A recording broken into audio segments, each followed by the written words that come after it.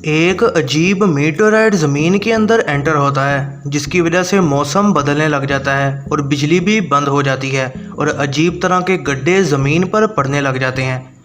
Government read Richard के पास जाती है ताकि वो इसके बारे में पता लगा सके। रीड और सूजन अपनी शादी करने की भी तैयारी कर रहे होते हैं। जब शादी हो रही होती है तो रीड किसी अजीब चीज़ को डिटेक्ट करता है जो कि शहर की तरफ आ रही है। जॉनी स्टॉर्म उस चीज़ का पीछा करता है और पता लगता है कि वो सिल्वर सर्फर है। जॉनी सर्फर का मुकाबला करता है लेकिन हार जाता है।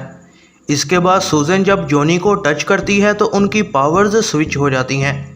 जब जॉनी उसे दोबारा छूता है तो पावर्स फिर से ठीक हो जाती हैं। रीड फिर चेक करता है और पता लगता है कि सर्फर को टच करने की वजह से अब जॉनी हर किसी के साथ अपनी पावर्स स्विच कर सकता है। फिर कॉस्मिक एनर्जी को चेक करते दौरान रीड को पता चलता है कि सर्फर जिस सियारे पर गया था वो तबाह हो गया था।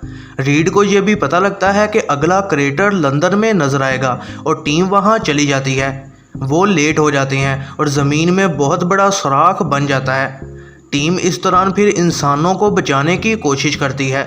मिलिट्री फिर चारों को विक्टर वॉन डूम के साथ काम करने का कहती है, जो कि सर्फर के यहाँ आने की वजह से अपनी कैद से आज़ाद हो चुका है और काफ़ी हद तक अब वो नॉर्मल भी लग रहा होता है। ये जानने के बाद कि सर्फर का बोर्ड ही उसे पावर देता है, रीड एक जनरेटर तैयार करता है जिससे सर्फर अपने बोर्ड से अलग हो जाएगा। जंगल में फिर सूजन के सामने सर्फर आता है और कहता है कि वो ज़मीन को तबाह करने नहीं आया। तभी मिलिट्री उस पर हमला कर देती है और उसका ध्यान बढ़ जाता है और रीड जनरेटर चलाकर सर्फर को बोर्ड से अलग कर देता है। मिलिट्री फिर सर्फर को साइबेरिया में कैद कर लेती है, जहां वो इन्फॉर्मेशन लेने को उसे टॉर्चर करते हैं। ये जानते हुए कि सर्फर खतरा नहीं है, चारों सूजन को अपनी पावर्स का इस्तेमाल करके उससे बात करने का कहते हैं।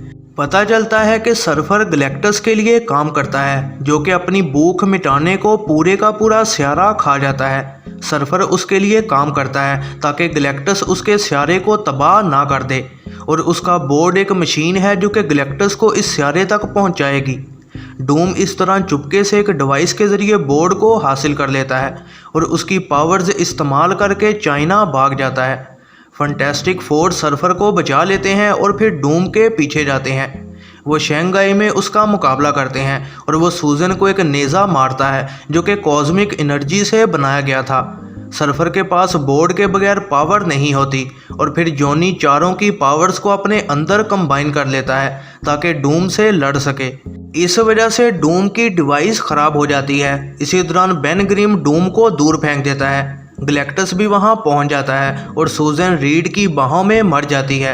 सर्फर अपने बोर्ड को हासिल कर लेता है और अपनी पावर्स के ज़रिए सूजन को ज़िंदा कर देता है। फिर वो जॉनी की मदद से गैलेक्टस के अंदर चला जाता है और फिर एनर्जी का बहुत बड़ा धमाका होता है और गैलेक्टस और सर्फर दोनों शायद मारे जाते हैं। जॉनी सर्फर को दोबारा टच करने की वजह से ठीक हो चुका होता है और अब उसकी पावर्स स्विच नहीं हो रही होती। इसके बाद रीड रिचर्ड और सूजन जापान में शादी करते हैं और तभी रीड को फिर से मैसेज आ जाता है कि वेनिस शहर समुंदर में डूब रहा है। वो जल्दी से शादी करते हैं और फिर शहर को बचाने को निकल जाते हैं। मिड क्रेडिट सीन में हमें मरा हुआ सर्फर स्पेस में दिखाया जाता है। वो अपनी आंखें खोलता है और फिर उसका बोर्ड उसकी तरफ आने लग जाता है। यह है ज़रनाब मूवीज़ रिव्यू। ऐसी ही नई वीडियोस के लिए चैनल पर बने रहें, सब्सक्राइब करें और बेल नोटिफिकेशन को ऑन करना ना भूलिएगा।